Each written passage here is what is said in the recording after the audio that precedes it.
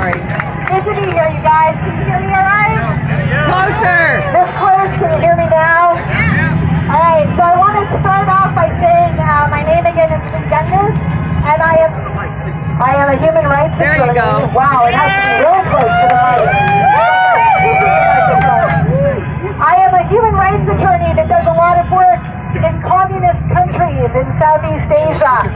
So when I speak about freedom and when I speak about human rights and when I speak about injustice and justice, I am speaking to you from a place of not just knowledge, but incredible passion and the understanding of what happens when you do not protect your freedom.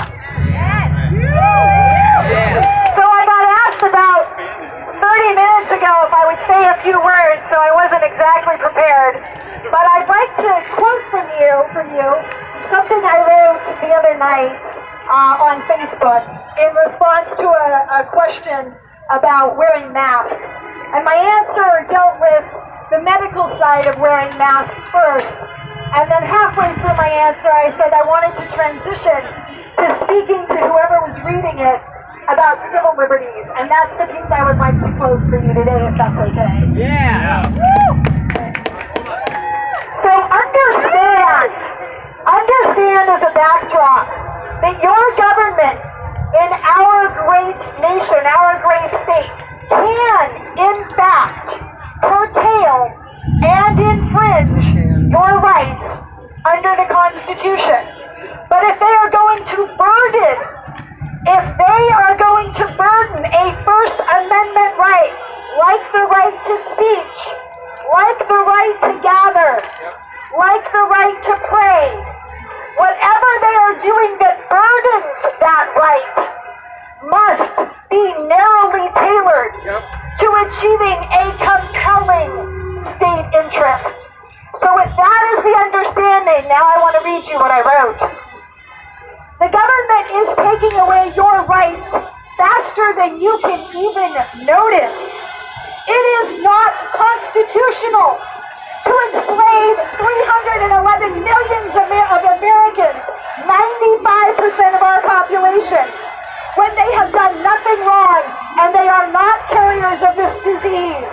And it is an indefinite time period. Yes. It is not constitutional to propose that this be our new normal for the next 6 months.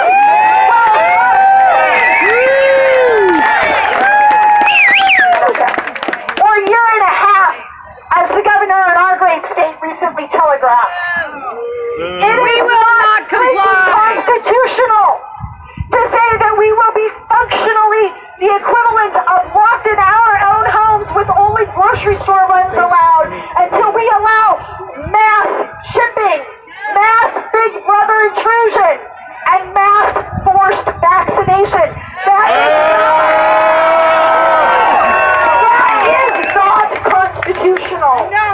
Even in a time of crisis, the ends must be narrowly tailored to achieving an interest. And on that note of a compelling state interest, it is getting harder and harder every day that goes by for the states to assert they have a compelling state interest. Yes, they have a right to protect our health, but what the numbers are now showing, folks, is that this is not going to be any more bad than a bad flu season. It's less. At no point, that's right, at no point have we ever suspended the Constitution to this degree for a bad flu season. I'm going to go out. Yeah. You have to look at the math. It is more fatal. It is more fatal for my almost 16-year-old to drive down the street on a Saturday evening in this city than it is to be confronted with the virus.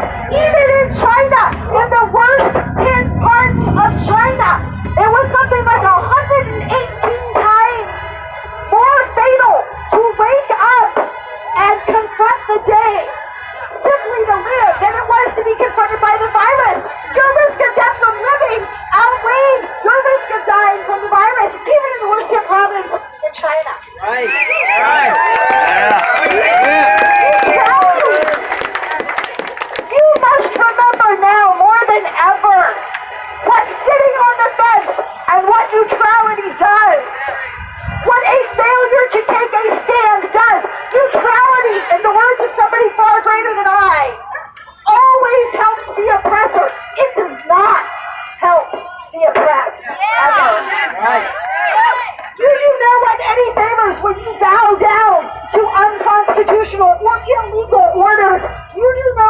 favors when you allow talking heads on TV to override your own judgment. You do no one any favors when you don't research what they're saying to see if it's actually correct. Your job, should you choose to accept it right now, is not to be telling people to drink the Kool-Aid that other people may be selling. Your job, if you want to remain in a free society, is to put your right arm down when they say Heil Hitler and ask for another goose step to be taken. And that is at every moment of every day, and no matter what unconstitutional proposal they are forwarding, even something as silly as wearing a mask. So, I know this was rather hard-hitting, but I also find it to be incredibly important as somebody who works in countries that have had genocides occur during the time I have been alive, and that have human rights atrocities in the form of 7-year-olds being sold for sex daily to pedophiles. I find it incredibly important doing work in these countries and Epstein killed himself. that we stand up to injustice, because if we don't, this is how it starts. Going along to get along. I am not telling you to go lick the shopping cart at Walmart.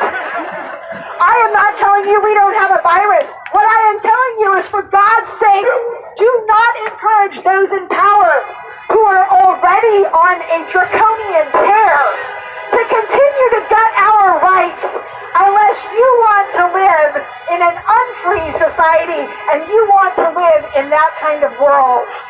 Yeah! Amen! In close, what I would say to you is, you must remember what Martin Luther King said. Injustice anywhere is a threat to justice everywhere. We are all caught. We are all caught in an inescapable network of mutuality, tied in a single garment of destiny. Today, in places like this and in times like this, we are creating the destiny that we want to see if we are going to continue to live in a free America. You are doing good work. Don't let your foot off the gas. Yeah!